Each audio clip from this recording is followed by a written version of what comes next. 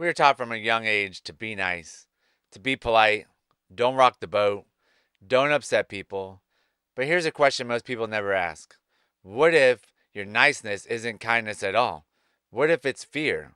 Fear of conflict, fear of rejection, fear of being misunderstood.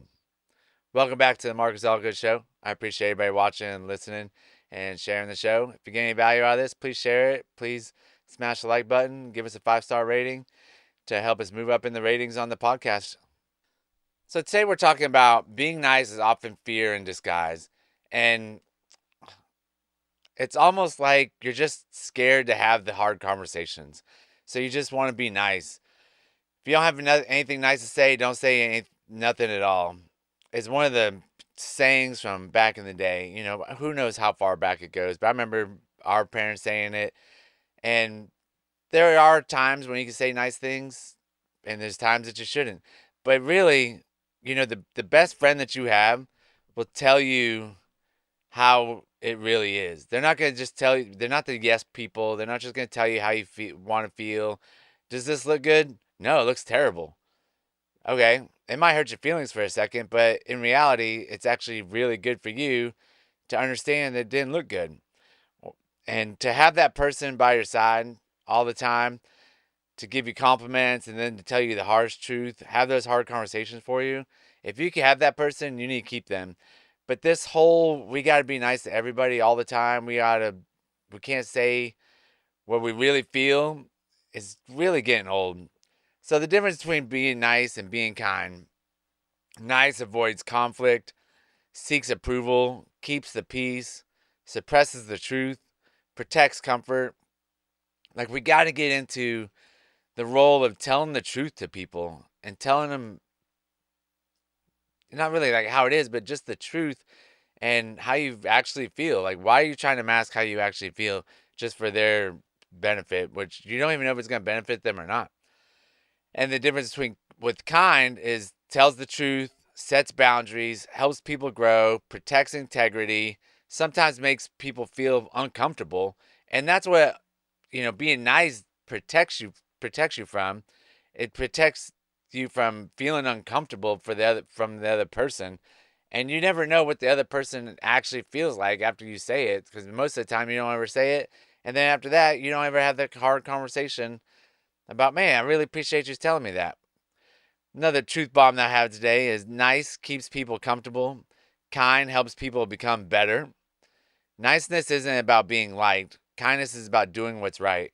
And me personally, I like to do what's right. I like to get out there and really tell people. I was at a volleyball tournament the other day, and this guy walked up and started talking about just basically we're sitting on the court that they were about to play on, and our team was about to work, and their team hadn't showed up yet. They were still working on a different court. We're all like our team's just hanging out, sitting there, and the guy just walks up, had an attitude, kind of angry, and just like, our team's about to play here, and y'all just sitting down, and we ain't have any seats.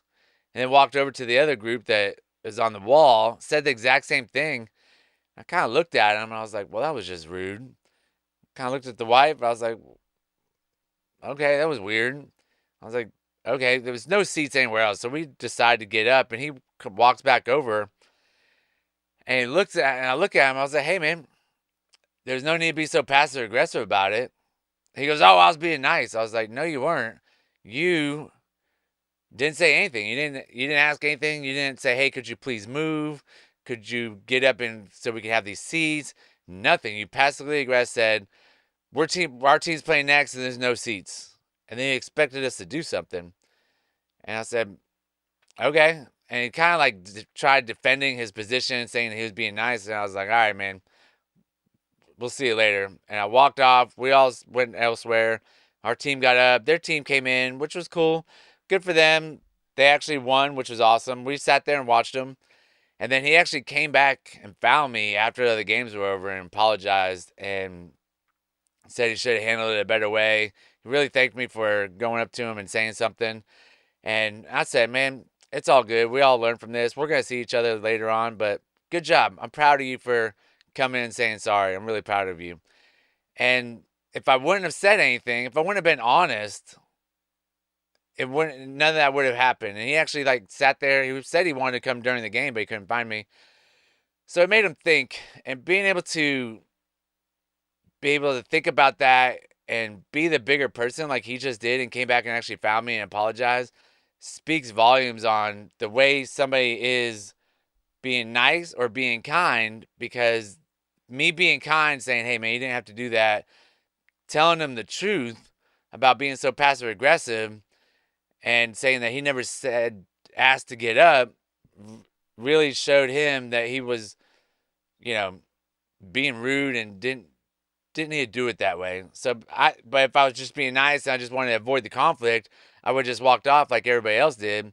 And the other people in our group they even asked, was he rude to you? I was like, oh yeah. And I was like, I said something to him.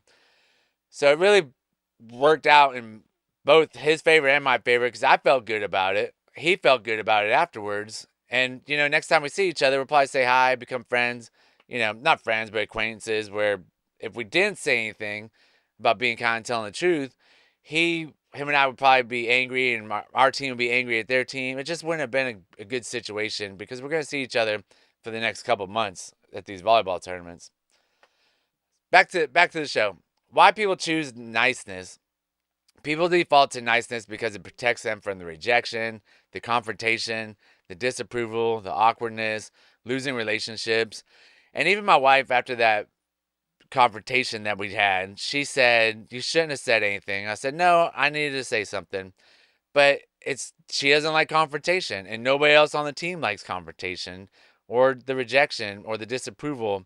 They definitely didn't want the awkwardness, and I didn't have a problem with it. And I felt like me going into it, I've grown from the way I used to be, where I would want to have the fear of the confrontation and the awkwardness, and just going to do what I did really set my mindset, knowing that I was on the right track, and going through these podcasts, learning all the things I've done over the 13 years has really, really paid off, and it's really making me know that this stuff really works. So if you actually like sit down, listen to these, read the books, and put in the work, you're going to be a better person in the long run. So it's emotional self-protection, where you don't want to have those feelings, but you got to have those feelings. You got to get yourself out there, but they don't last long. It's just that the more you build it up, the harder it's going to be. And then you want to stay agreeable, you smile, you say yes, but underneath that smile is anxiety. You're not trusting yourself. You're mad that you said yes when you should have said no, and you're not fully on top of your game when you're doing this kind of thing. So most people aren't nice because they're kind. They're nice because they're afraid. They're just afraid that their friend's gonna not like them because they said the truth. They're afraid that the acquaintance isn't gonna like them. There's so many different things, but if you get to the point, if that person doesn't like you after you tell the truth, not your friend anyways. Because most friends, after somebody tells you the truth, you're gonna thank them. It might take you a day or so, but you're gonna thank them and say, "Man, I really appreciate you coming to me with that. I will work on it, and let's still be friends. Let's work on these things together. You're really making me a better person, and I really appreciate that." So the hidden cost of being too nice. When niceness is driven by fear, it creates resentment, burnout, lack of boundaries, dishonest relationships, and loss of self-respect. You gotta, you gotta, you just gotta put it out there. You gotta be the kind person. You gotta put the truth out there. Because if you keep saying yes to things that your inner voice is screaming no to, you're just not going to trust yourself anymore. You're not going to believe in yourself. You're just going to keep lying to yourself and to the other people. And once you get into that lying spree, it's just hard to jump back out. So tell the people the truth. Be kind. Be the person that you want to be. And see how you grow from there. And see how the other person grows. Every time you betray your truth to keep the peace, you will lose a little respect in yourself. And over time, that adds up. It's just like little wins over and over and over are going to be big wins, turns into a big giant win. Little lies and little betrays over time are going to keep turning into one giant big betray and one giant lie to yourself. You're just going to have to keep lying and lying and lying. It's a dangerous, dangerous slope to go down. So why people confuse boundaries with being mean. It's because really it just comes down to feelings. When someone who's always been nice finally sets a boundary, people react. Oh my God. They say, you've changed. You're being difficult. You're not the same person. And really, they're right. You're not the same person. You're no longer managing everyone else's comfort.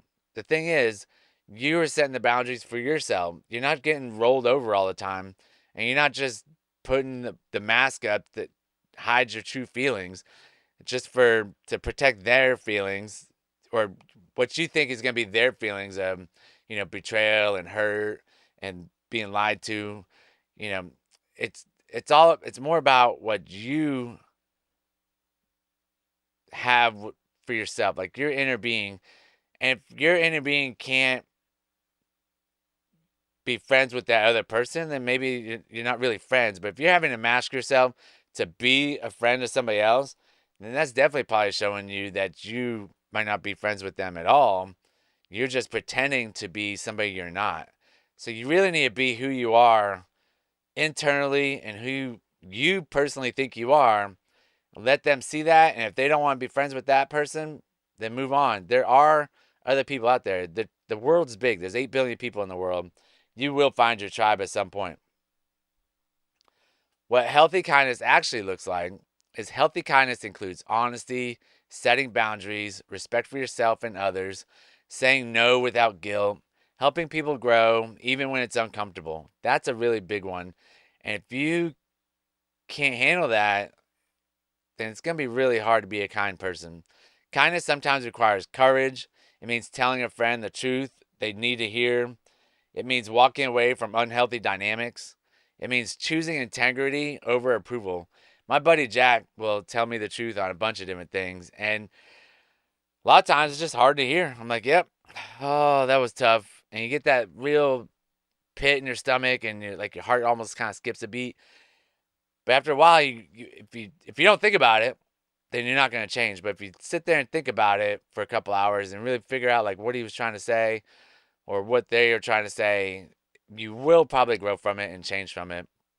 It's one of those things that hurts in the beginning but feels good in the end.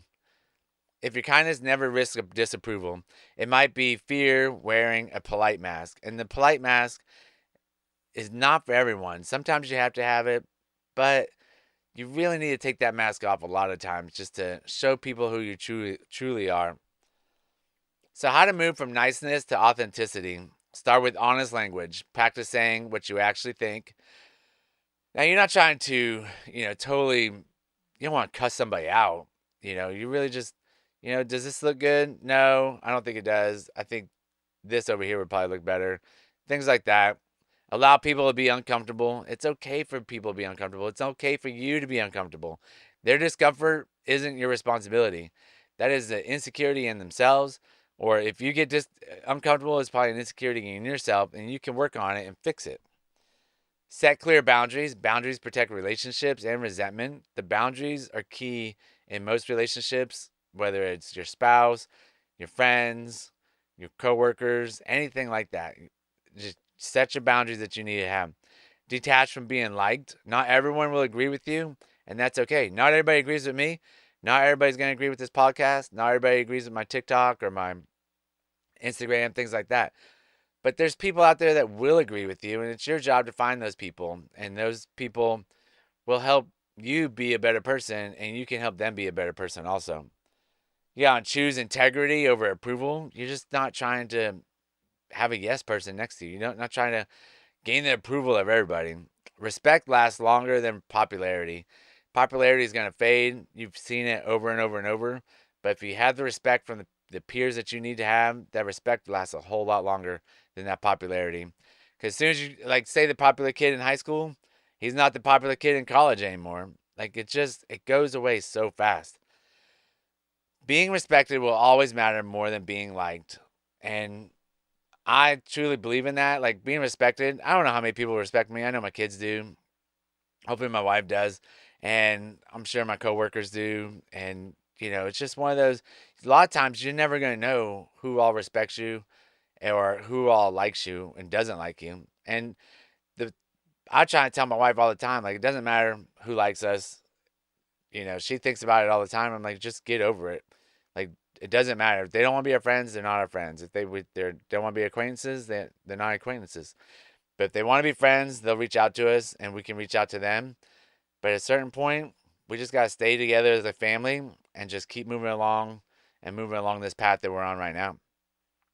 So, the closing challenge today. This week, notice how often you say yes when you want to say no. Like, have a mental conscious thought of it. And notice when you soften the truth just to avoid the tension. Then ask yourself, am I being kind or am I being afraid? And most likely, you're going to say afraid if you're trying to soften the tension, trying to avoid that tension. Kindness tells the truth, niceness hides from it. Go out there, be kind, change your life. That's the pod. I appreciate everybody listening.